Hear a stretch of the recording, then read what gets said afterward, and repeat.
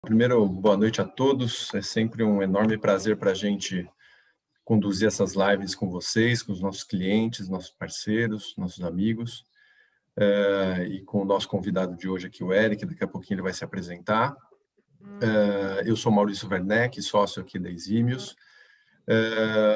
E junto comigo aqui, e com o Antônio que vai se apresentar também, estão os demais sócios da Eximius, estão aqui acompanhando a live, estão à disposição de vocês, ou também após a live, se ficar alguma questão, a gente promete aqui atender a todos. A gente vai fazer o máximo para tratar todas as questões agora durante a live, mas se não der, a gente volta no individual, tá bom? Então, além de mim, do Antônio, a Elaine, a Jaqueline, a Juliana, o João, o Vinícius, estão acompanhando aqui conosco, tá bom?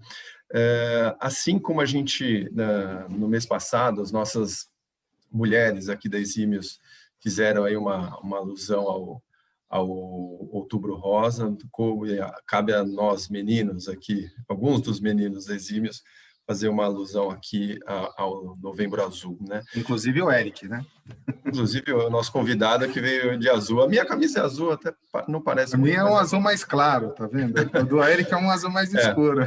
Está mais engajado, né, Eric? Eu fui até pesquisar alguns dados, né? E de onde surgiu essa questão de Novembro Azul. É uma campanha mundial que já existe há quase 20 anos e visa aí chamar atenção para as questões de prevenção aí da saúde masculina. Eu peguei alguns dados recentes aqui do Brasil, chegou a assustar. São dados do INCA, Instituto Nacional do Câncer, onde aponta que nos últimos 2 anos a gente teve uma média anual de mortes de em torno de 15 mil homens por conta do câncer de próstata no Brasil. Então, isso dá em torno de mais de 40 pessoas, 40 homens por dia, né? Então, daí que vem esse Novembro Azul para chamar atenção à questão da medicina preventiva, enfim, nós aqui da Eximius estamos fazendo a nossa parte aqui, apoiando esta campanha. Bom, quero passar primeiro, rapidamente, a palavra para o Eric. Eric, se você pudesse apresentar, aí fazer uma rápida apresentação sua, depois a palavra vai para o Tony, aqui para o Antônio, para a gente começar a nossa conversa. Boa noite, Eric. Boa tarde ainda, né, Eric? Boa tarde, Maurício. Boa tarde, Antônio. E, em nome de vocês, boa tarde para todos do time. Eu sou Eric, eu fico aqui em Brasília, sou sócio analista político da XP Investimentos e o nosso grande desafio é sempre tentar montar cenários para os investidores institucionais, que são representantes aí de bancos e fundos. E na ordem do dia, não tinha como escapar, tá todo mundo olhando, e todo mundo é o mundo todo mesmo, olhando para essa eleição dos Estados Unidos. E a ideia hoje é bater um papo com vocês, trazer um pouco do nosso view sobre o tema, tentar sinalizar quais são os possíveis impactos aí em questões setoriais. E como eu falei para o Maurício e Antônio, antes de entrar aqui com vocês nessa live, a melhor parte desse bate-papo é a participação de vocês. Então, sintam-se à vontade para questionar, sintam-se à vontade para colocar suas dúvidas, e aí, na medida do possível, eu tendo resposta, a gente vai desdobrando aqui. Não tendo resposta, eu prometo correr atrás delas, e horas depois, com certeza, se eu até lá no seu WhatsApp um áudio ou alguma coisa escrita sobre o tema que eu não consegui alcançar. E é isso, estamos aqui, a ideia hoje é falar um pouco dos Estados Unidos, mas no finalzinho também acho que vale falar um pouco de Brasil, porque o que a gente viu hoje na Bolsa, a gente também pode ter alguns impactos aí daqui para o final do ano, referente ao cenário interno. Perfeito. Muito boa tarde a todos, é uma honra tê-los em mais uma live da Eximius Investimentos. Meu nome é Antônio Lopes, sou sócio da Eximius, e reforçando o que o Eric acabou de falar, é fundamental a participação de todos com perguntas. A gente vai tentar abranger todas as perguntas aí feitas por vocês, e caso eventualmente a gente não consiga, cada assessor vai ser responsável aí por endereçar essas perguntas diretamente para o Eric depois da live. Então, essa live, ela continuará, esse bate-papo continuará através de cada um dos assessores que atendem vocês. Bom, indo direto ao ponto, Eric, eu acho que a gente já tem uma decisão aí praticamente, né, batida um martelo com relação às eleições americanas, né? Deu o Partido Azul, né? Reforçando que a gente não está de azul por conta de preferências partidárias, nem nos Estados Unidos, nem no Brasil, mas eu gostaria de saber de você, na sua visão, Eric, existe ainda algum risco de judicialização essas eleições? Antônio, o risco de judicialização existe, está iminente. O Trump vai entrar inicialmente com alguns recursos em alguns estados. Ele já vem perdendo aí, vem tendo algumas derrotas nos últimos dias, quando pediu que primeiro que parasse a contagem em alguns estados, depois já pediu a recontagem. Então, esse processo de judicialização já está em curso desde o dia 3, desde horas depois, que foi o dia 3, foi o dia da eleição nos Estados Unidos. Então, isso já está acontecendo. Agora, a grande questão é saber se isso vai parar na Suprema Corte ou não, se algum desses processos vai avançar para a Suprema Corte, e aí depois qual vai ser o prazo que a Suprema Corte dos Estados Unidos vai se posicionar. Lembrando que a gente está falando dos Estados Unidos, lembrando que a gente está falando aí de uma grande democracia e lá tem instituições bastante consolidadas. Eu acho que, independentemente da judicialização, o resultado, Antônio, foi um resultado histórico. A gente pegar os números, o Biden teve 74,5 milhões de votos e já tem estado que está contando os votos. Isso é um número recorde. Esse é um número que mostra, primeiro, a participação do norte-americano nessa eleição, lembrando que ela não é obrigada, as pessoas não precisam ir votar, as pessoas não precisam enviar correspondência para participar do processo eleitoral, e foi massivo, isso também é histórico. Para vocês também terem uma noção, o Biden teve um número de votos nessa campanha maior que o Obama na primeira vez que o Obama se elegeu, e quando o Obama veio com uma onda muito forte, né? Ele teve 74, o Obama teve 69,5 milhões. Então, contestar isso, Antônio, fica uma coisa assim, tudo bem, é do jogo contestar, é do jogo, o Trump tem endurecido nessa linha, já tinha sinalizado até antes mesmo, mas o resultado, acho que vai ser o que já está aí, dificilmente a gente vai ter uma reviravolta nesse resultado, mesmo indo para uma Suprema Corte. Lembrando que a última vez que isso chegou à Suprema Corte foi ali em 2000, quando teve a disputa do Bush filho com Al Gore, e aí em questão estava a Flórida, e aí desconsideraram a Flórida, mas o fato é que depois de um mês a Suprema Corte já tinha se posicionado. Então, assim, com relação ao resultado, acho que já está dado, acho que o mercado financeiro já precificou isso, eu acho que até antes mesmo desse resultado, desse final de semana, o mercado financeiro já tinha tido a leitura de um resultado positivo, que foi que não houve a onda azul. Quando não houve a percepção de que não houve a onda azul, só para deixar todo mundo na mesma tela, a onda azul era a vitória do Biden, do Democratas, maioria do Democratas na Câmara e maioria do Democratas no Senado. Ali o mercado já começou a ter uma volatilidade, já começou a subir bastante, ali na última sexta-feira, porque a gente já tinha pelo menos essa foto. Independentemente se fosse Trump ou Biden, o mercado já tinha, então, precificado um resultado de uma eleição dividida, o que é muito importante, tendo em vista aí os vários pacotes de estímulos, os vários temas que depois a gente vai destrinchar aqui ao longo da live, que o Biden tem como bandeira. Então, assim, do ponto de vista do mercado, eu acho que a volatilidade agora diminui bastante, porque foi uma vitória, de certa forma, bastante ampla do Biden. Já tem a sinalização do que vai ser o Congresso, então acho que os fatores que podem agora criar uma certa reação do mercado, eu acho que nesse caso até positivo, foi o que aconteceu hoje, que é essa questão do surgimento da vacina, e também a gente vai ter que ficar de olho. Eu acho que o próximo movimento que vai ter no mercado dos Estados Unidos com impacto aqui vai ser o avanço do pacote de estímulos que estava travado no Congresso até agora.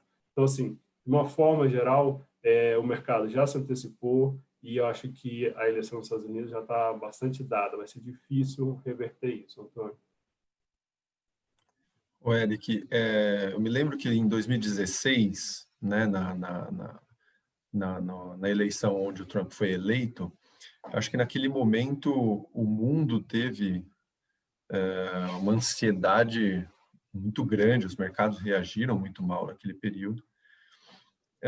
E nos Estados Unidos, né, o presidente ele não assume no dia 1º de janeiro, ele assume ali algo próximo do dia 20 de janeiro. E eu lembro que na ocasião, quando o Trump assumiu, ele disse que algo assim, que nos 100 primeiros dias de governo dele, ele já daria as caras do que seria o governo dele, pelo menos nos próximos 4 anos.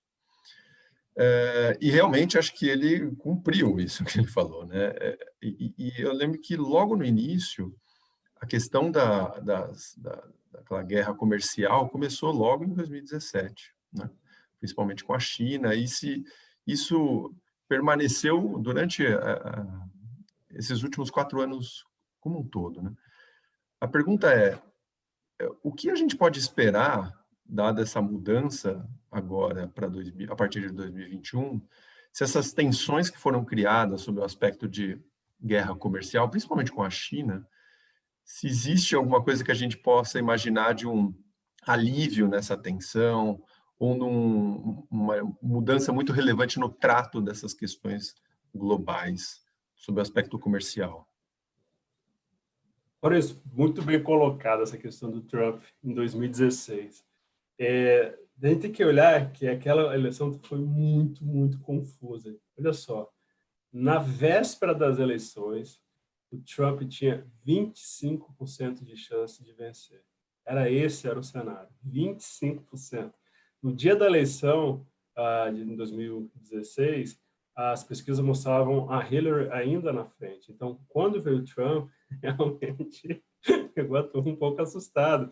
E o Trump tinha um fator que era esses rompantes que desde então sempre foram característica dele durante a campanha de 2016. E esses rompantes, Maurício, traziam muita imprevisibilidade, né? Porque cada tweet que ele dava, cada esperneada que ele dava para o tweet, isso abalava o mercado. Então, assim, isso acabou trazendo uma imprevisibilidade. E aí, entrando dentro desse contexto de China, e dentro da questão geopolítica, a diplomacia começou a ser feita por meio de uma rede social.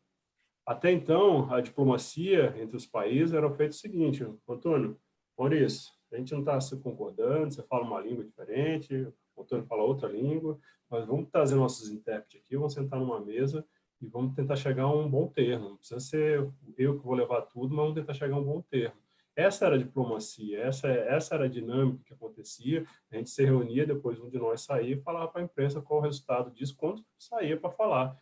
Para outra, isso aconteceu pelo Twitter. As coisas começaram, o rompimento com a China foi pelo Twitter, as questões diplomáticas começaram a ser tratadas de uma forma muito emocionais. Então, assim, isso também trouxe volatilidade, porque isso também trouxe imprevisibilidade. O fato é que, na relação com a China, e aí também é interessante colocar, apesar dessa escalada que teve, e aí tem um fator que são dois elefantes dentro de uma sala de cristais brigando por espaço, teve uma escalada muito grande em 17, 18 e até 2019, mas se você tirar uma foto, Maurício, de dezembro de 2019, você vai ver que os dois lados estavam se juntando, Estados Unidos e China estavam se juntando para, na mesma mesa, negociar uma diminuição do trade war. E aí era aquela questão de tirar sobre taxações de vários produtos. As coisas só não avançaram. E por que eles sentaram? Não é porque são bonzinhos, não é porque agora acordaram e os dois lados ficaram de bem. Não, porque eles perceberam, começaram a puxar o extrato da balança comercial e perceberam, opa, estamos perdendo muito nessa guerra. A gente está brincando aqui e a gente está perdendo. Os Estados Unidos percebeu que está perdendo muito em questões de importação e exportações. E aí, quando sentaram na mesa, acertaram lá o first step, o primeiro passo. Só não foi para frente, Maurício, porque 3 meses depois explodiu a tal da pandemia. E aí, meu amigo, salve quem puder. Cada um olha para dentro e vamos tentar sobreviver. Então, o que eu quero dizer com isso? Mesmo a gestão Trump, mesmo com essa questão ideológica, não tem como os Estados Unidos ignorar a China, não tem como os Estados Unidos deixar de sentar para negociar com a China, e isso foi colocado na prática em dezembro de 2019. Em agosto desse ano, já no meio da pandemia, já no meio de várias economias derretendo, a gente viu também eles se reunindo novamente para se lembrar, você se lembra daquele first step? Então, vamos tentar aqui avançar nesse sentido. O que eu quero dizer é que, mesmo com Trump, houve espaço para negociação. Com Biden, a gente deve voltar a aquele velho modelo diplomático de vamos conversar, a gente vai sair do Twitter, acho que vão ser questões menos feitas por base de rompantes de um presidente, a gente está falando de uma das maiores nações do mundo, mas mais direcionada a questões de diálogo. E aí, o Biden tem esse perfil moderador, o Biden tem esse perfil diplomático, ele foi presidente da Comissão de Relações Exteriores quando foi senador. Então, ele tem já essa dinâmica de ser mais diplomático. Mas, Maurício, não se engane que a relação vai continuar com a China, vai continuar duríssima, porque é uma questão de sobrevivência, é uma questão de mercado, uma questão de espaço, os elefantinhos brigando por espaço de uma loja de cristais.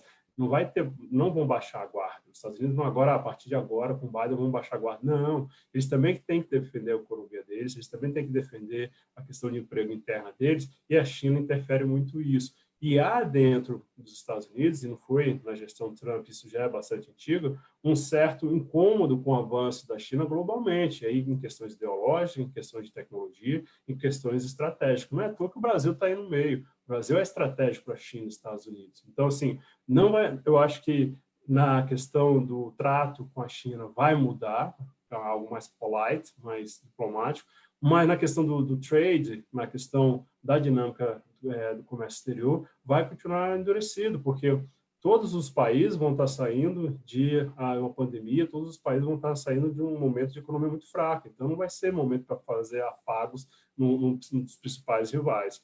Então, eu acho que, com relação à China, o que a gente pode esperar é isso. A gente vai ver um Biden reconstruindo algumas pontes com algumas organizações internacionais que o Trump implodiu, que é a questão do multilateralismo. Então, é uma aproximação com a OMS, a Organização Mundial de Saúde, que foi bastante combatida pelo Trump, a Organização Mundial do Comércio, que o Trump também não indicou ninguém para complementar o comitê da Organização Mundial do Comércio, e desde então, há quase 2 anos, que não tem ali ninguém que sirva como juiz numa guerra comercial entre os países. Então, essas organizações vão ter, eu acho, uma reaproximação com os Estados Unidos. O Tratado de Paris inclui nisso também questões ambientais, mas não acho que, mesmo com essa proximidade, mesmo com reconstrução de pontes, que os Estados Unidos agora somos bonzinhos, vamos baixar a guarda, porque se eles baixarem a guarda, não vai ser só os chineses que vão entrar, vários outros países vão entrar, e nisso eles não brincam. Isso, apesar de a gente sair um pouco daquela ideologia American First, a gente ainda vai ter muito ainda eles olhando para si próprios, eles olhando como vai ser feita a dinâmica para sair dessa pandemia, para se reforçarem no day after aí, na questão econômica. Ainda antes de a gente começar a misturar esses assuntos com o Brasil aqui, eu nesses últimos dias eu vi linhas de pensamento que diziam, pensando numa vitória do Biden, o mercado financeiro tenderia a ter uma reação positiva por conta ali dele representar novos pacotes de estímulos maiores do que os eventualmente seriam conduzidos se o Trump fosse reeleito. Então, esse é um fator positivo. Ao mesmo tempo, eu li também uma linha de raciocínio de que, dado a visão dos democratas a respeito aí da pandemia, do Covid-19, eventualmente ele poderá adotar medidas mais restritivas, algo relacionado a algum lockdown, alguma coisa que teria impacto econômico. Nessa balança, Eric, a gente só está vendo um lado, né? A gente só está vendo o mercado reagindo super positivo pelo mundo afora. Hoje aqui também no Brasil não está sendo diferente. Com esse ingrediente, eventual a adoção de novas medidas restritivas, ele tem peso nessa balança ou não? Você tem alguma visão sobre isso? Maurício, tem total peso, total peso. Se você pegar a semana antes das eleições dos Estados Unidos, o cenário era completamente oposto. Era o cenário de que começaram a pipocar manchetes da segunda onda na Europa. O pessoal ficou desesperado. E aí, junto à tal da segunda onda da Europa, começou... Aí você lembra que o presidente da França, Macron, estabeleceu lockdown até dezembro, aí veio a Alemanha, aí veio a UK, que ficou um pouco resistente no começo, mas teve que aderir, e isso teve um impacto monstruoso na Bolsa dos Estados Unidos e mundial. E aí, somado a essa questão, estava já toda a indefinição da eleição para presidente dos Estados Unidos, já existia também todo aquele temor de judicialização. Então, o lockdown tem, sim, o efeito muito grande nessa questão de bolsa, na questão de economia. Mas, sobre o pacote de estímulos, a gente vai ter que ver que o pacote de estímulos já existe no dia de hoje sendo discutido na Câmara e no Senado dos Estados Unidos. Tanto é que eu alerto vocês, o próximo passo que a gente vai ter que ficar de olho, que vai ter um impacto bullish, um impacto positivo na Bolsa Norte-Americana, é qualquer avanço desse pacote no Senado ou na Câmara dos Estados Unidos, que pode acontecer, só não aconteceu porque chegamos na reta final de uma eleição e nem democratas nem republicanos se entenderam sobre o pacote, porque estava completamente contaminado pelas questões eleitorais. Então, esses pacotes de estímulos já existem. Aí resta saber o que vai sair desse pacote, qual o tamanho desse pacote, só para vocês terem uma ideia. O que está na Câmara de Representantes, que é a Câmara de Deputados dos Estados Unidos, é de cerca de 1,8 tri. Então, assim, é muito, muito dinheiro. E o que está no Senado é de 5 bi. E aí, dentro da Câmara, tem até auxílio emergencial deles, tem muita coisa, tá?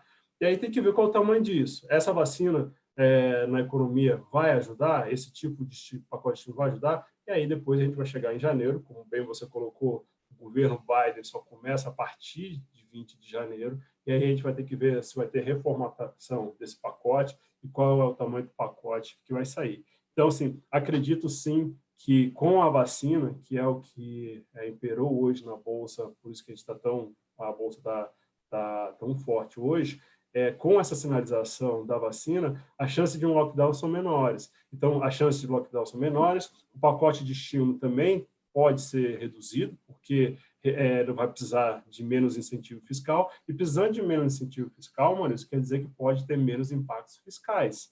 E menos impactos fiscais é menos déficit na dívida, menos ampliação da dívida. Então, assim, há uma dinâmica que pode, então, ajudar bastante o começo do próximo ano, em decorrência aí dessa vacina, em decorrência de não ter um lockdown. Então, assim, vamos esperar também, porque pode surgir outras vacinas nesses próximos meses, mas a gente ainda precisa da implementação de fato. Mas a questão é, lockdown atrapalha e a vacina hoje, os mercados estão bombando porque justamente tiveram o entendimento que não vai haver lockdown, que as economias vão conseguir se recuperar gradualmente, pelo menos no curto prazo. Acho que o mercado tem enxergado realmente essas questões como uma corrida, né? Hoje a gente já enxerga a linha de chegada, né? Antes a gente não enxergava o final, a possibilidade de solução. E hoje a gente sabe que pode demorar um pouco mais, um pouco menos, mas a solução ela é bastante já mapeada, né? E só para começar já a fazer um link com o Brasil, Eric, que acho que tem bastante coisa interessante para falar. Deixa eu só falar a questão do pacote, só ampliar um pouquinho essa questão do pacote, porque tem questões pontuais aí que os seus clientes podem ficar de olho. O Biden apresentou um pacote de estímulo muito focado na questão de infraestrutura.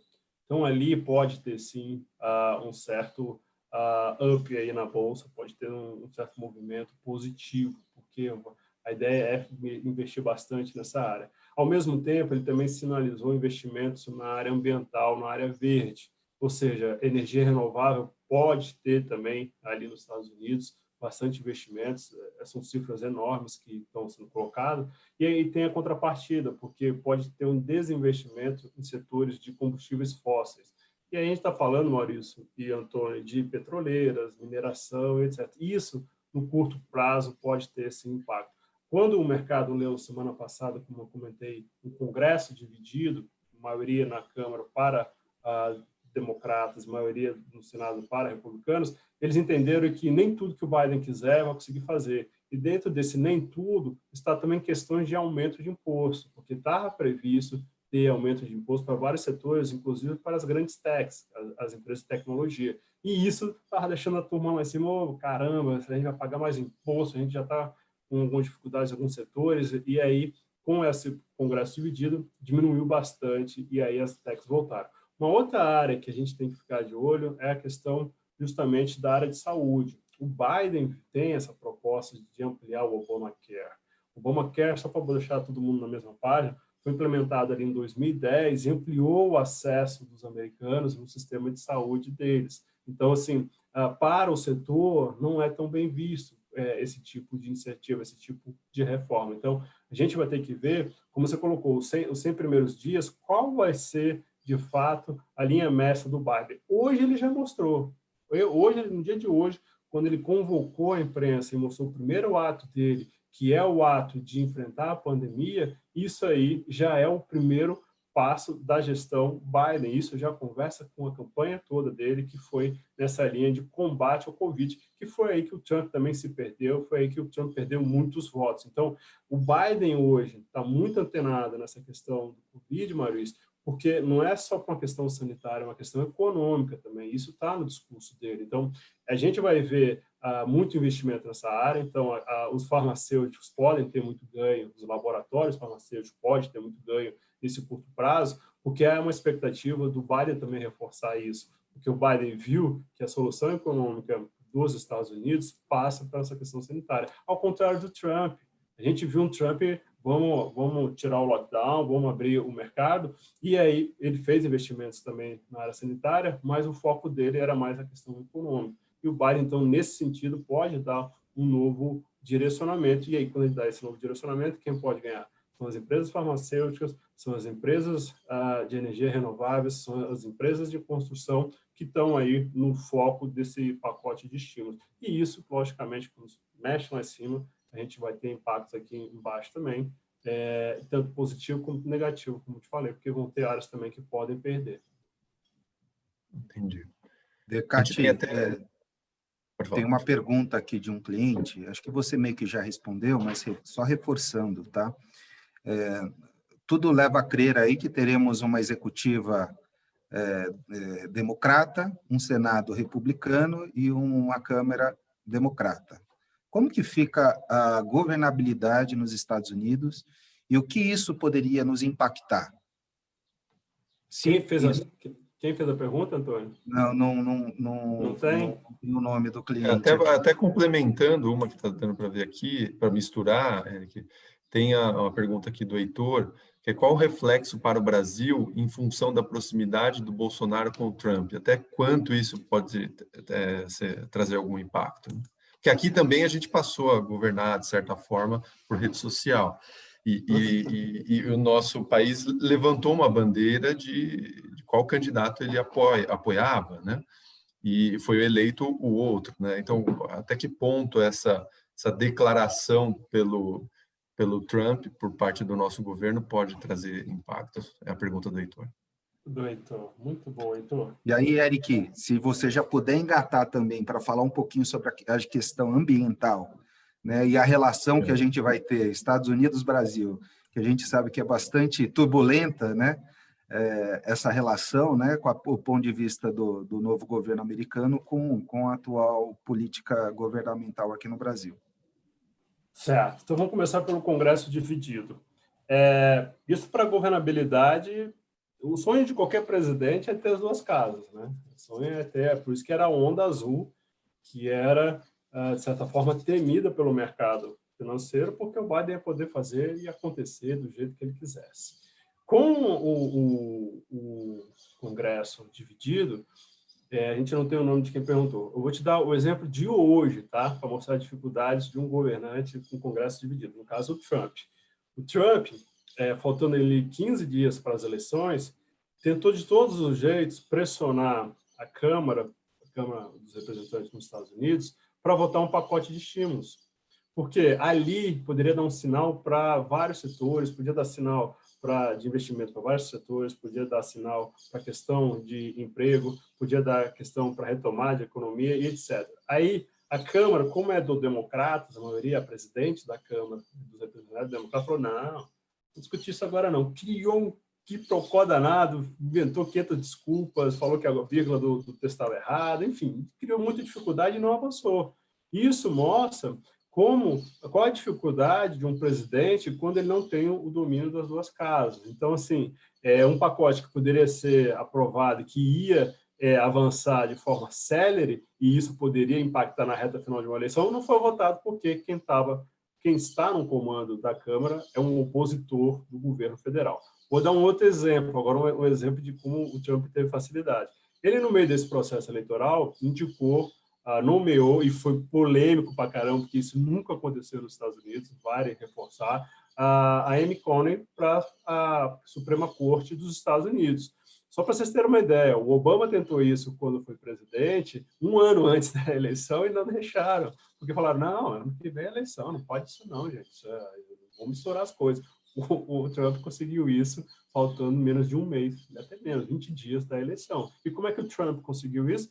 Porque ele tinha maioria no Senado, e uma nomeação de um indicado para o Supremo Tribunal Federal passa apenas pelo Senado. Então, assim, isso mostra como essa questão, como é fácil quando você tem na mão as duas casas e como é difícil você não ter nas duas casas. Então, assim, essas, no dia de hoje, são exemplos que aconteceram nos Estados Unidos, que está até acontecendo nesse momento com relação ao pacote de estímulo. Agora, o ponto-chave que a gente vai ter que olhar também é a Suprema Corte, porque com a ida da Amy Coney, hoje, se a gente tirar uma foto da Suprema Corte dos Estados Unidos, está 6-3 para os chamados conservadores, que são mais inclinados aí para os republicanos. Isso pode dificultar a vida de qualquer presidente, porque muitas leis podem ser contestadas e parar na Suprema Corte. Eu vou dar um exemplo concreto também. O Obamacare está sendo questionado e está sendo discutido na Suprema Corte dos Estados Unidos. A Suprema Corte dos Estados Unidos pode reformatar tudo. Pode pegar o Obamacare, não, isso aí não vale mais não, isso é inconstitucional, vamos mudar as regras, que agora é outra. Então, assim, lógico que não é assim, falando de uma forma bem simples, mas hoje o tema Obamacare está dentro da Suprema Corte, que mostra que você também tem uma maioria dentro da Suprema Corte, por mais que se fale em independência, mas a gente já tem essa foto de 6-3, pode ajudar ou atrapalhar qualquer governante. Indo para a questão do Heitor e para a questão ambiental, e também do Maurício, essa questão ideológica do Bolsonaro apoiar o Trump, e aí acho que até hoje nos jornais tem uma falsa polêmica que o Bolsonaro ainda não declarou o Biden como vitorioso. Gente, acho que isso não muda nada para a gente. Porque sabe o que impera? É a questão da relação comercial. Com o Trump, mesmo o Bolsonaro aliado com o Trump, sendo parceiro do Trump nas questões ideológicas, copiando muitas das atitudes, como o Maurício colocou na questão do Twitter, a relação com os Estados Unidos, a gente não teve nenhum ganho concreto. Hoje, se você olhar para a balança comercial, nosso principal parceiro é a China. A gente manteve a relação que a gente sempre teve. A gente não teve ali nenhuma guinada positiva porque foi o Trump. A gente não teve isso, até porque a linha do Trump foi uma linha protecionista. A linha do Trump foi não só protecionista com a China, foi com o mundo inteiro, com os principais parceiros, que era a Europa. E o Brasil entrou nisso. Vocês pegarem no Google, vocês vão ver que teve uma briga ali no começo do ano com relação ao aço brasileiro. O aço brasileiro estava na reta do Trump para ser supertaxado. Então, assim, houve sim essa questão de imagem, mais aproximação de imagem e comportamento do que na questão comercial. Então, amanhã, com o Biden, o que vai imperar também é essa questão do comércio exterior. Se fosse com o Trump, se fosse com o Biden, as coisas a dinâmica vai ser a mesma. E, mais uma vez, todas as economias estão saindo muito combalidas dessa pandemia. Os Estados Unidos não vai ficar bonzinho agora com o Brasil, ou deixar de ficar bonzinho com o Brasil, porque eles têm a economia deles em primeiro lugar. Então, a relação ali com o Biden agora, acredito que vai ser a mesma, mesmo com o Bolsonaro declarando só daqui a um mês a vitória do Biden. E se vocês pegarem, mundialmente foram poucos os as autoridades que se pronunciaram. Então, eu acho que essa questão de hoje é uma falsa polêmica. Na questão ambiental, a gente vai ter, sim, algumas cotoveladas, a gente vai ter, sim, alguns impasses, mas, mais uma vez, o Biden tem um perfil diplomático, gente. O Biden não tem um perfil de sair atropelando, o Biden não tem esse perfil de querer impor nada para o Brasil. A gente vai ter questões pontuais, a gente vai ter, talvez, questões que envolvem aí a Amazônia, mas muitas vezes pode ficar só na retórica também. E aí a gente vai ter que prestar atenção, Heitor, com um ponto que é importante. Muitas vezes, os países que usam essa questão ambiental, por trás disso, o pano de fundo disso está um certo protecionismo. E aonde que está o protecionismo? A questão do agro. O agro brasileiro é muito forte, gente. O agro brasileiro é muito pujante. Se você olhar para os Estados Unidos, se você olhar para a Europa, os principais países que levantam essa questão verde, não que a questão verde não seja importante, não que a questão verde não tem que ser discutida, mas boa parte desses países, se vocês olharem para o PIB desses países, principalmente os europeus, está lá pendurado no agro. Então, assim, muitas vezes cria-se uma questão ambiental para fazer um certo protecionismo. E aí vai ter que entrar na questão diplomática, e aí vai ter que entrar nessa questão de acordo. Então, pontualmente, eu acho que vai ter resistência, sim. Não acho que é no curto prazo, eu acho que a turma está colocando muita importância no curto prazo, eu acho que o problema do Biden não é o Brasil no curto prazo, não é se o Bolsonaro declarou se ele é vencedor, não é se a Amazônia teve o maior desmatamento ou não. O problema do Biden hoje é o Covid e a economia deles. Acho que no longo prazo, aí sim as coisas vão se colocar. Então, o Brasil não é esse foco, não é o foco hoje dos Estados Unidos, não foi nem com o Trump, como eu tentei explicar para vocês, mas vai ter uma outra cotovelada. Um outro ponto que eu acho muito interessante vocês acompanharem, que já está saindo aí nos jornais nas últimas semanas, e vai ter uma escalada, vai ser muito interessante acompanhar, é com relação ao 5G. O 5G é a nova tecnologia aí da internet. Dizem que, quando for implementado esse 5G, a gente vai abrir a porta de casa, vai entrar num outro mundo, assim, um mundo tridimensional. Dizem que a tecnologia é fantástica. Mas o fato é o seguinte, eu tive conversa com o ministro das Comunicações, o Fábio Faria, há um mês atrás, e ele disse, Eric, o leilão para o 5G está previsto para acontecer no primeiro semestre do ano que vem. Na gestão Trump, estava tendo muita pressão para que o Bolsonaro não aceitasse os chineses, a Huawei, não aceitasse os chineses participar desse leilão. E hoje os chineses são os mais fortes, são quem tem grande chance. Poderia, sim, que o Trump, sendo reeleito, pudesse haver essa interferência cada vez mais forte aqui no Brasil. Com o Biden, eu já não acredito que o Biden vai querer interferir em questões domésticas de outros países, tá? Só para vocês terem uma noção, não foi só no Brasil que o Trump impediu que houvesse negociação com os chineses. Isso também aconteceu na Grã-Bretanha, isso também aconteceu na Austrália, isso também aconteceu em outros países que os Estados Unidos interferiu.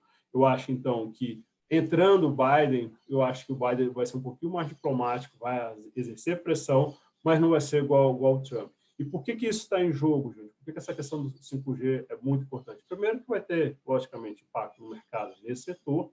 E segundo, que não havendo essa solução de que os chineses podem participar desse leilão no próximo ano, os chineses podem retaliar.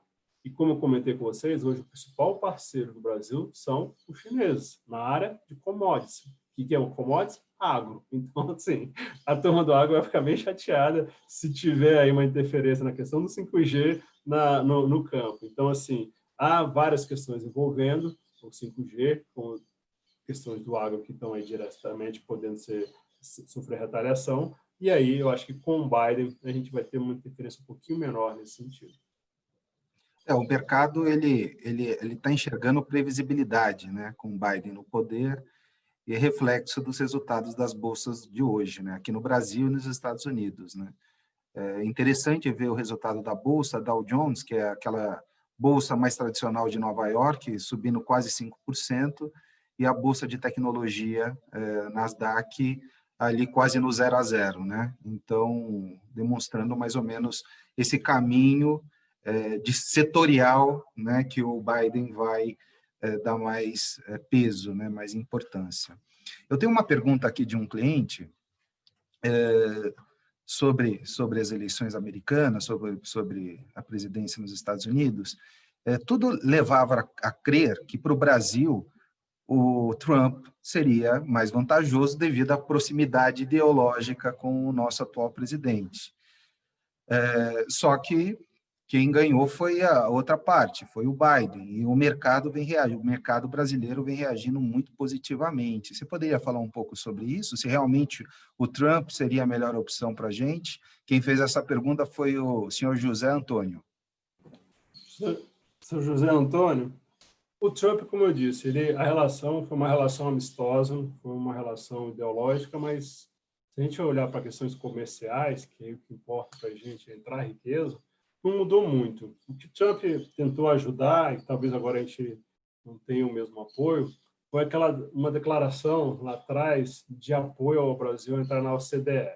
É importante porque os Estados Unidos se posicionando favorável ao Brasil. Talvez a gente não tenha isso agora com Biden, e aí talvez a questão ambiental sirva aí como pano de fundo para isso. Então, mas a gente não há, como falei anteriormente, não vai ter um 180 graus na relação com o Brasil. Não vai ter, isso é certo. Pode ter questões pontuais. E eu lembro também que o Biden, quando foi vice-presidente dos Estados Unidos na gestão do Obama, o Obama falou para ele o seguinte: vai dar uma volta lá na América do Sul, conhece um pouquinho lá aquela turma, vê que eles são bons, vê que eles não são bons, e depois volta. E o Biden veio, e não foi a turismo. O Biden veio, encontrou aqui com as autoridades, na época foi a gestão da então presidente Dilma. Então, o Biden sabe qual a importância do Brasil, sabe qual é o tamanho do Brasil dentro desse tabuleiro geopolítico. Então, não acredito que a gente vai ter 180 graus. Se fosse o Trump, continuaríamos ter esse mais do mesmo que a gente teve. Mais uma vez, a gente não teve grandes ganhos com os Estados Unidos. Ninguém teve, não foi só o Brasil. A linha Trump foi uma linha protecionista. American First, primeiro a gente, primeiro a América. Então, assim, não foi só com relação à China, com relação aos europeus, respingou para a gente também. A gente conseguiu levar alguma vantagem, porque nesse American First do Trump, os chineses vieram chegando. Então, assim, tem espaço aqui para a gente dançar. Não é à toa que o Paulo Guedes, assim que saiu os primeiros resultados das eleições norte-americanas, ele disse: vamos dançar com quem tiver no salão para dançar.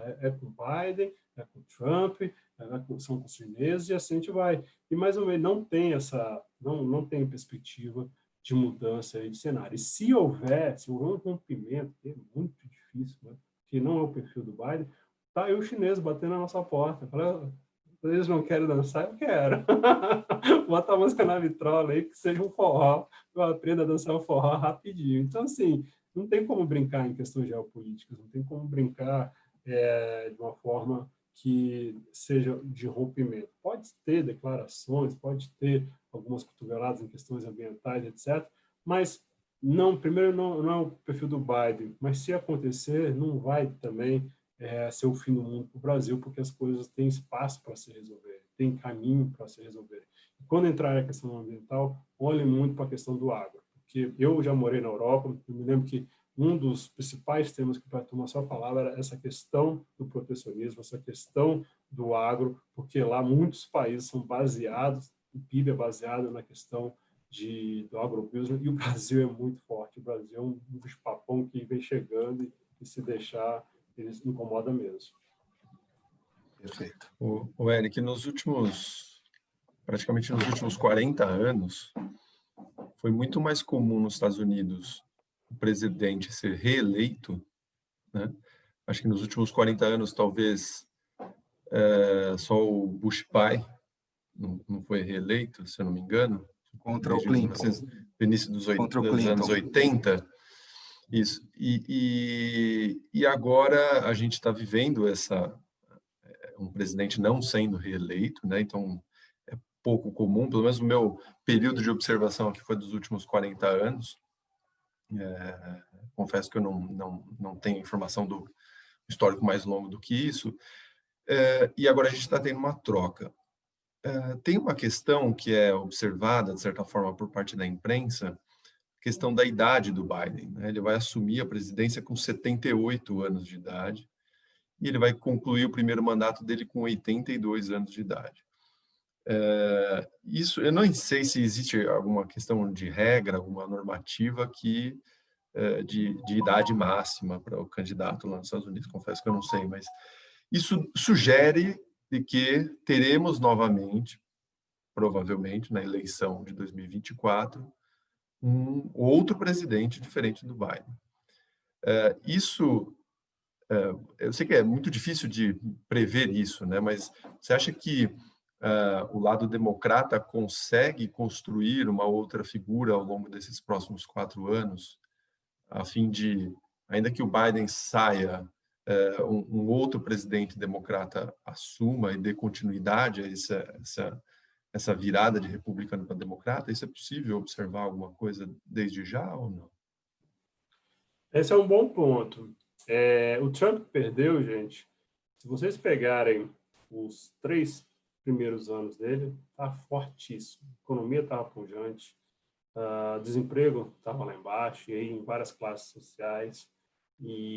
Só que veio a pandemia e mudou. Existe o governo Trump antes da pandemia, antes de março, depois de março. Porque do mesmo jeito que várias classes ganharam muito, e aí as classes mais simples ganharam muito na gestão Trump, foram as primeiras que foram afetadas pela pandemia, pelo impacto econômico da pandemia. Somado a isso, houve questões raciais, houve também algumas questões, principalmente do coronavírus. O coronavírus, o número de mortes na reta final ali foi impactante. Então, assim, isso, inclusive, teve até reflexo na votação, e que a gente amanheceu os primeiros dias com Trump na frente em vários lugares, depois houve uma reviravolta. E por que isso aconteceu? Porque a contagem de voto normalmente é feita pela contagem de voto presencial, a pessoa que foi lá presencialmente votou, e depois que vem a contagem pelos correios, e aí tem cada estado com a sua dinâmica, etc. É por isso que depois ali houve uma enxurrada Biden. E ali, só dessa dinâmica, só nesse detalhe, a gente já viu o que era Biden, o que era Trump. Quem foi presencialmente tinha um alinhamento mais com Trump, porque estava deixando um pouco de lado a questão do coronavírus, que foi uma das bandeiras do Trump ao longo de toda a campanha. E quem estava mais cuidadoso era o pessoal mais Biden, e aí foi essa votação por meio dos Correios. Com relação à idade do Biden, Maurício, é verdade, isso aí ele vai ser colocar mais experiente, mas ele carrega também consigo 40 anos de política. 40 anos de política ele completou esse ano. Então, assim, a gente aqui no Brasil temos vários exemplos de Ulisses Guimarães, você pode também abrir aqui um pouco o Brasil, temos exemplos de Michel Temer, que são pessoas que viveram aí o tempo todo na política, ex-presidentes como o ex-presidente Lula, entre outros, que estão aí na política há tanto tempo. Isso é muita experiência, Isso mostra a capacidade de negociação, isso mostra uma capacidade de gestão muito diferenciada, porque 40 anos na política ele já passou ali por várias etapas, ele entende um pouco como é que é fazer o jogo para chegar a um resultado. E a política, muitas vezes, a gente acaba não entendendo, porque há cenários que são completamente modificados por uma questão de acordos que é feito nos bastidores, mas quem participa sabe exatamente para onde está indo. E eu acho que o Biden, por essa experiência, ele vai agregar muito, e aí entra até nessa questão de geopolítica que a gente comentou anteriormente. Sobre a sucessão dele, a Kamala é muito forte. A Kamala, a Kamala, né, que fala nos Estados Unidos, a vice dele, vai sair muito forte. Se for para suceder, ela sai como um dos principais nomes. Lembrando que o próprio Biden disputou com Obama a candidatura, quando Obama foi em 2008 candidato. Aí falou umas besteiras lá em questões de preconceito, e aí a mídia detonou ele e ele não avançou. Mas vários dos nomes que tentaram nas prévias com Biden já estão aí há muito tempo tentando. Então, assim, esses nomes devem voltar, sim. E esses nomes, inclusive, pode até voltar a Hillary Clinton, mas isso vai depender, Maurício, como qualquer eleição presidencial, do momento. Às vezes o momento é da determinada pessoa, como foi Obama em 2008. Obama, em 2008, quando disputou com o próprio Biden, não era o mais experiente. Não era o cara que ele se transformou. Era um neófito, tinha acabado de chegar no Senado, era um senador novo, que não tinha muito o que mostrar, mas conseguiu agregar ali vários conceitos, agregar ali várias ideias, conseguiu amarrar isso na cabeça da sociedade americana e explodiu. Foi o cara. Então, assim, é muito cedo para falar. Isso muito depende de questões econômicas.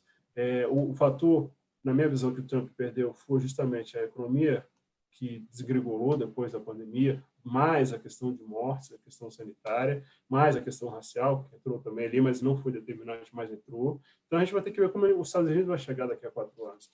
Independentemente disso, a vice-presidente ela tem presença, ela tem história, ela é ativa, então, assim, ela pode ser essa continuação, e ela representa, ela tem muita força, ela tem muita presença de palco, ela foi em vários debates, ela se posicionou muito bem, ela agrega muito, muito.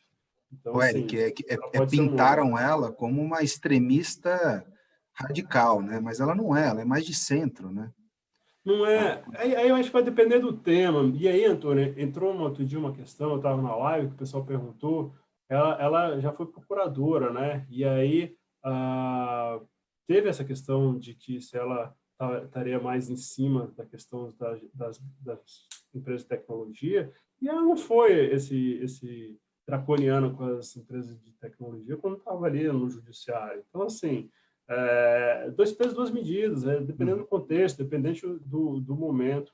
Ela tem, sim, alguns pontos extremistas, mas é onde ela conversa com um eleitor mais extremista. Mas não acho que é a tônica, não. O que a gente vai ter que ver agora é que, dentro do Democratas, o partido Biden, existem vários grupos. E ali vai ser interessante ver qual vai ser o grupo que vai predominar, qual vai ser o grupo que vai prevalecer, porque, a depender disso, a gente vai ver essa agenda que o Maurício falou no começo da nossa live dos 100 dias. Vai começar por onde, quando, onde, entendeu? Então, assim, dentro do Democratas, a gente vai ter que ver quem vai começar a ascender, para a gente também entender quem é que vai fazer o dia a dia dessa gestão nos Estados Unidos. O Eric, assim, já estamos aí no sprint final da nossa live, mas a conversa tá boa aqui, tá?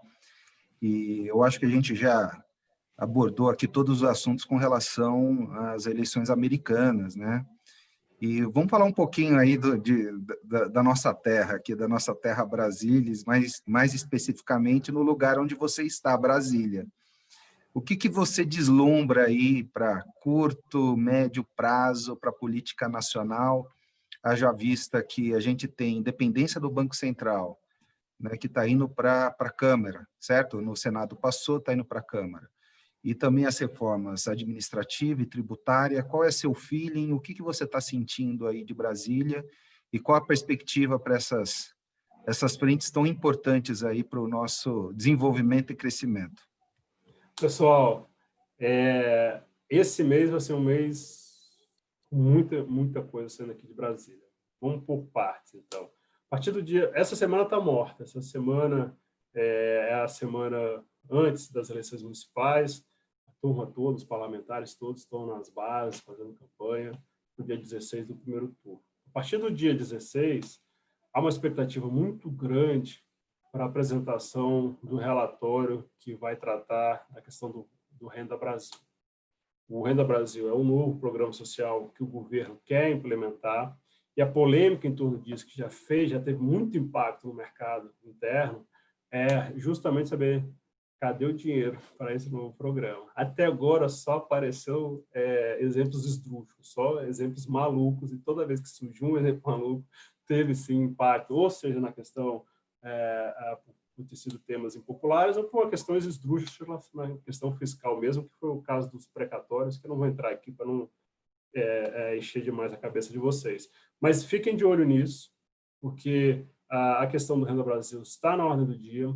Os políticos perceberam que o auxílio emergencial deu muito capital eleitoral para o Bolsonaro, e eles querem pegar carona nisso. E aí a questão central vai ser: vão achar mais recursos para esse programa social que vai ser implementado a partir do ano que vem, depois que o auxílio emergencial acabar em dezembro, mas vai furar o teto ou não vai furar o teto? E aí, gente, entra uma questão do Paulo Guedes, porque quando se caminhar para furar o teto, vai haver uma questão, vem cá, mas qual a força do Paulo Guedes dentro do governo? Porque a ancoragem da equipe econômica, da agenda econômica, é justamente no teto de gastos. O que é o teto de gastos? Colocando todo mundo na mesma página. O governo tem um limite para gastar. Se estourar isso, vai representar descontrole de gastos. E esse descontrole de gastos é o que a gente viu em governos anteriores. E quando veio o presidente Temer, ou então o presidente Temer, ele colocou esse teto e falou, não, a partir de agora vai ter sim um limite de gasto, ninguém vai fazer extrapolar isso. Furando o teto é sinalizar que agora as coisas podem desandar. E se tiver sinalização, vai ter impacto negativo no mercado. Então, por isso que essa vai ser a questão central, Antônio, nessa retomada aí a partir do dia 16, Renda Brasil, qual é a fonte de recurso, fura teto ou não fura teto, porque se furar o teto, além de ter essa questão fiscal, tem a questão sobre o Paulo Guedes, que está uma coisa linkada com a outra. Aí, indo para a questão das reformas... Eric, antes de você falar das reformas, uma curiosidade minha. Na sua percepção, os poderes estão alinhados? Executivo, legislativo e judiciário, nesse sentido? Na questão do Renda Brasil?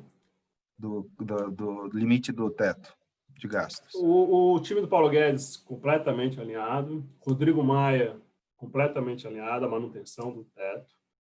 Mas, amigo, aqui tem 513 mais 81, dá quanto? Dá 594 parlamentares, né?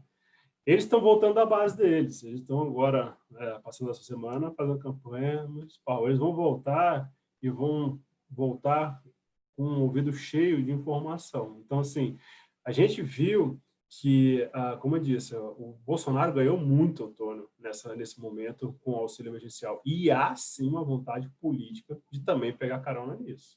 Tá? Então, assim, e aí tem questões centrais, eu vou só pegar um exemplo para vocês. Saiu uma matéria na Folha, há 2 semanas atrás, na Folha de São Paulo, que é muito legal, que mostra a nossa realidade e mostra essa questão do peso do auxílio emergencial. A matéria mostra um dado do IBGE de 2018 que mostra o seguinte: 41% da população do Norte vive com menos de R$ 420 por mês.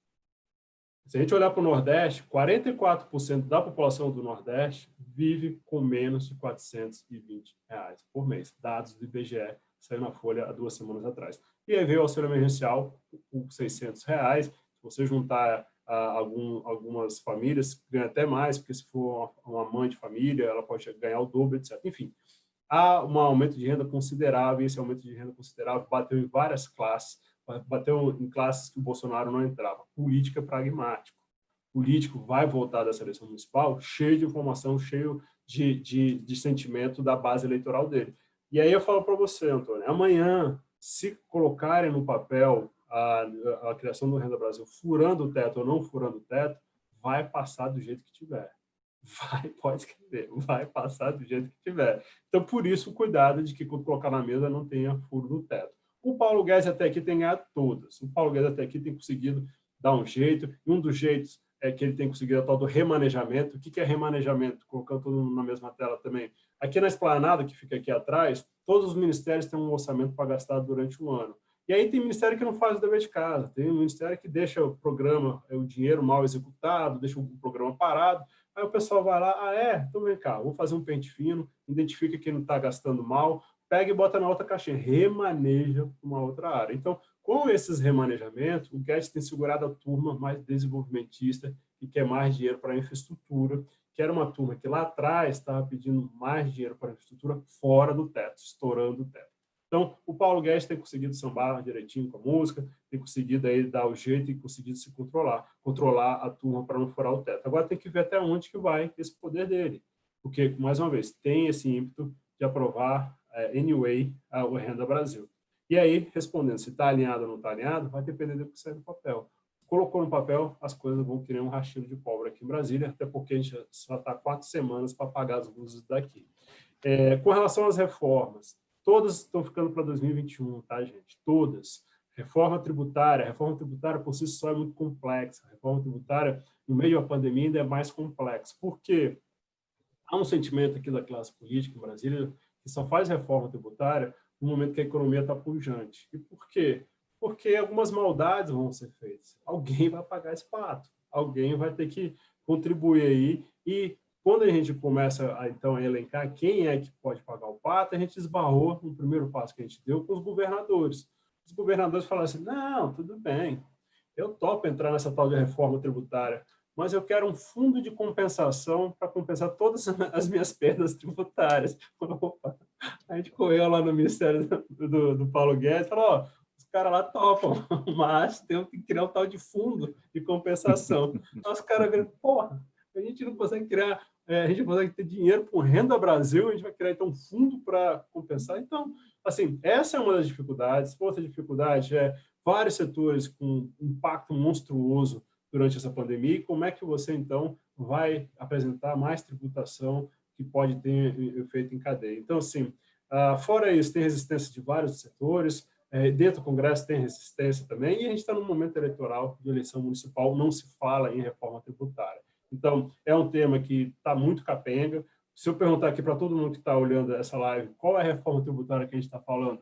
Ninguém sabe, porque essa proposta ainda não foi colocada no papel. E aí tem uma dinâmica aqui em Brasília que é o seguinte, colocou no papel, é ali que o jogo começa. Tem todo um jogo ensaiado antes, mas colocou no papel, é ali que está valendo. Então ninguém sabe do que a reforma está falando, nem o próprio Paulo Guedes sabe, porque esse texto não surgiu, esse texto ainda não foi apresentado. Então isso é um dificultador, Antônio, porque se você não sabe, se seus clientes que são empresários não sabem, então não tem dentro da sociedade uma movimentação a favor. E se não tem uma movimentação dentro da sociedade a favor, a turma aqui de trás do Congresso Nacional fala assim, opa, ninguém falou para eu apoiar essa proposta, não vai ser eu que vou botar cara nisso, não vou botar isso não. Então não há esse sentimento na sociedade também, na comunicação, não existe comunicação com setores, com ninguém para avançar essa reforma tributária. Reforma administrativa também ficou para o próximo ano, não avançou com brigas dentro da Câmara por instalação de comissões.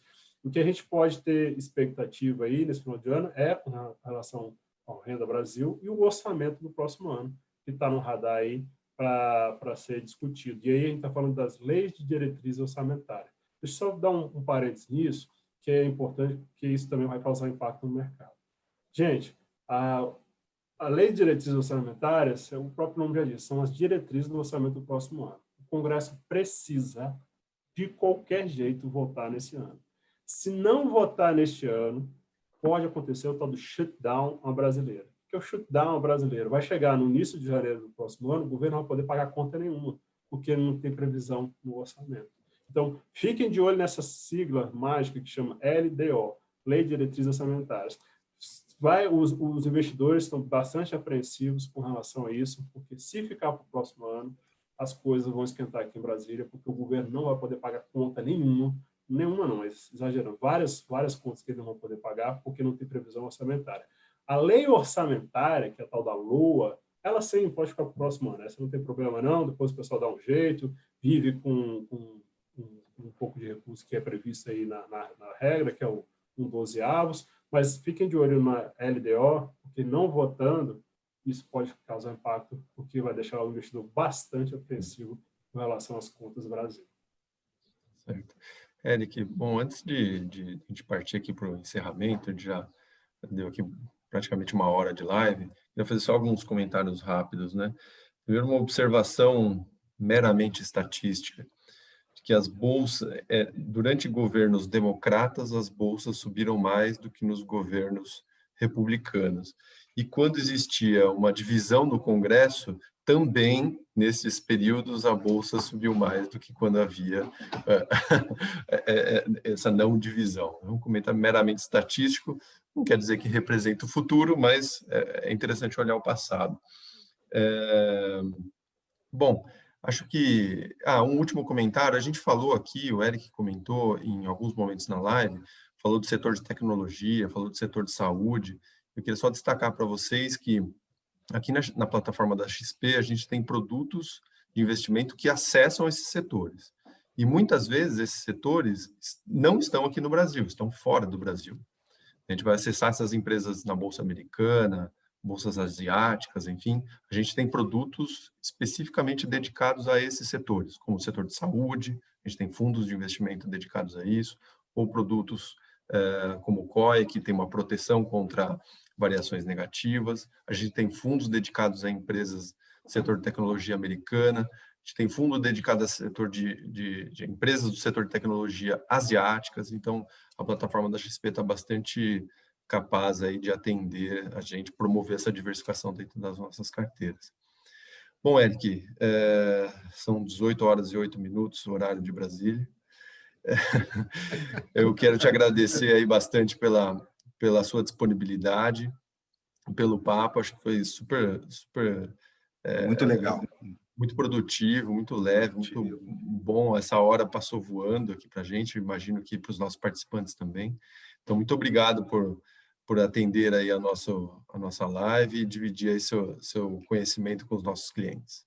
Eu queria fazer mais uma consideração, antes de finalizar aí com a palavra do analista político e sócio da XP, cara super famoso. Depois entra lá no YouTube, coloca o nome Eric Decati, que vocês vão ver a quantidade de conteúdo que esse cara produz.